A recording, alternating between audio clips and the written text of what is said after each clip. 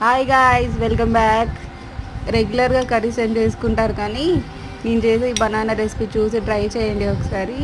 ఏం లేదు, 2 బనానాస్ తీసుకొని బాయిల్ చేసుకొని పక్కన పెట్టుకొని పీసెస్ కట్ చేసుకొని పెట్టుకోవడమే.